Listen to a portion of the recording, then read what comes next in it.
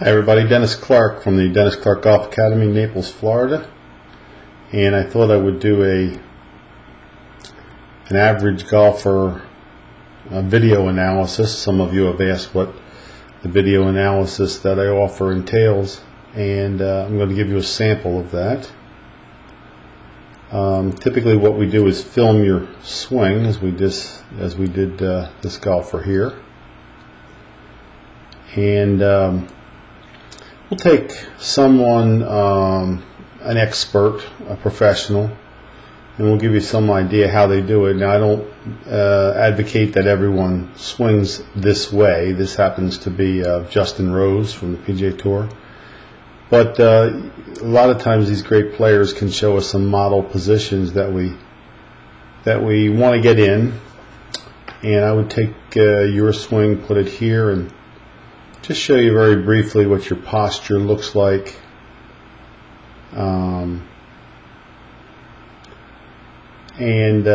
Compare your swing to your starting position.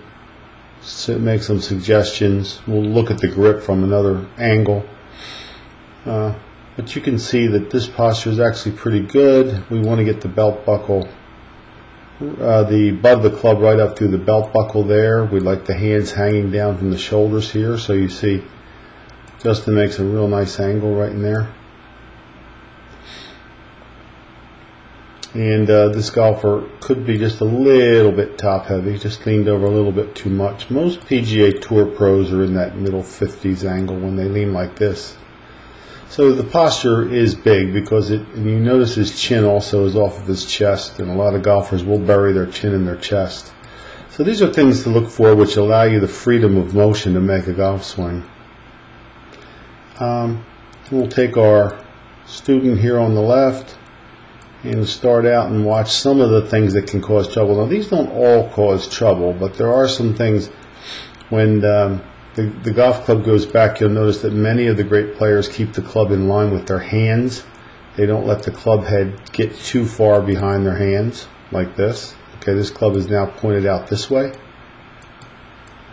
You see, the club always wants to stay pointed at or parallel to the line that we're down. So now it's gone from in there to a little bit flat or laid off, pointed out there, and you watch the better player will point it pretty much down at the golf ball there. So these are things that we have to watch for. You notice that the golf club, when it first started, it went in and got behind, and then when the golf club gets behind you like that, it has to be lifted up to the top. Okay, so the club is not turned and set at the top, it's lifted to the top. The right elbow kind of gets loose from the body, and the swing gets what we call across the line, meaning that if our target were here, this club is pointed right of the target. That's the name for across the line. The name for leaving it off this way is what we call laid off the line. There's two things about your backswing, the plane of it and the direction of it. But the next position that you're going to see, and why I chose this particular video, is one of the more common things that you'll see. You'll notice also here with a professional where the plane of the left arm, the angle of the left arm is really pretty close to the angle of the golf club when they started it. You see how much more vertical this arm is here? 71 degrees. Versus 50 degrees. So it's very upright because the second part of the backswing was lifted. Now when it points to the right and the elbow goes flying, it leads to a very, very steep transition, and that's what you see here. The hands have not swung back under the shoulders where they started, but they've swung well out here, and we'll show you what a model might look like at that point. When they come down, we're looking at the hands at about that point so that they're pretty much mid-body or directly under the shoulders. We get them out there. And now these two golf swings, believe it or not, are pretty much in the same point in the swing. Both players here have their left arm about parallel to the ground. But you can see the professional model has about a 58-degree pitch to that club. and this pitch is 20 degrees at least steeper. This is a position that's very difficult, if not impossible, to recover from. So we would get the student to feel what it was like to swing the hands down closer to the body and to lay that club down along that blue line a little bit. So if I wanted the golf club on the blue line, which is 40, let's even go 45 degrees, you can see it's standing up by 30 degrees more than we want. Because as the professional lowers it, swings down here, you'll see what I mean. See how low the club is? It's right through the right forearm, and it's right back to that original plane that we had it on, with the arms, particularly important, the arms staying mid-body or swinging back under the shoulders. When the arms are this far out, the golf club gets extremely steep, and it's necessary to lose the posture in order to avoid hitting the ground. Okay, so we'll take this one and show you what I mean by that.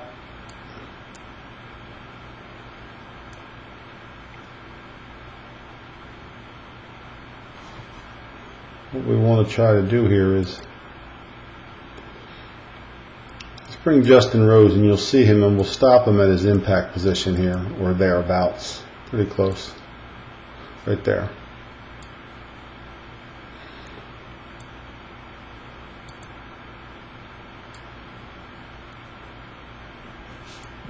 Okay, so you'll see what I mean by standing the golf club up and getting steep and raising the body up to try to make it.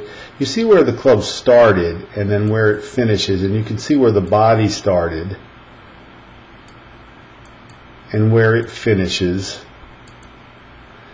and pulling away and standing the club up. And you'll watch the professional here is very much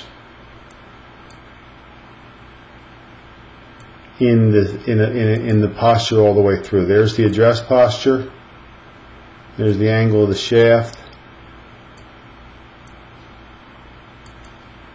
Body's rotated, but the shaft angle has been maintained, and they stayed right in it, as evidenced by the head.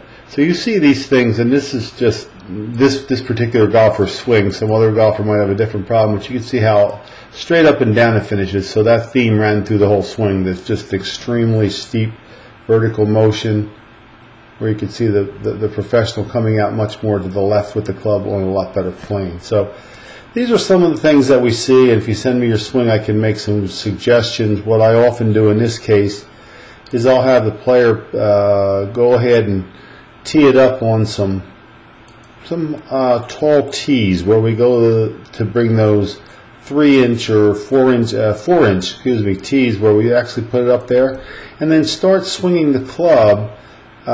Start the club about as high as the ball and make some baseball type swings, so this player gets a feeling of swinging more around it. Or hit some balls off of a side hill with the ball up above your feet, because clearly the swing needs to get out of its vertical Ferris wheel type motion and get to a little flatter plane so that the body can remain in the shot. As long as it's going to come down that steeply, the body's always going to be bailing out or looking for a way to get out of the shot. So many of the moves that I see players make are very often a result of having the club out of position, particularly in the transition. So give them some drills, and we can do that for your swing, make some suggestions based on where you are. Now, one thing I should say is if you do send me a video, be sure that the camera is placed directly, about as high as the hands and directly behind the hands, not the club. And on this position, you would want to get it facing this way. Now, this was a video analysis I did down line. I'll do another one for you to show you some of the things that we look for in a face-on position where the camera is facing the golfer. Alright, so that's what a video analysis looks like. And just Facebook me or text me and tell me if you're interested, and I'll be happy to set that up for you.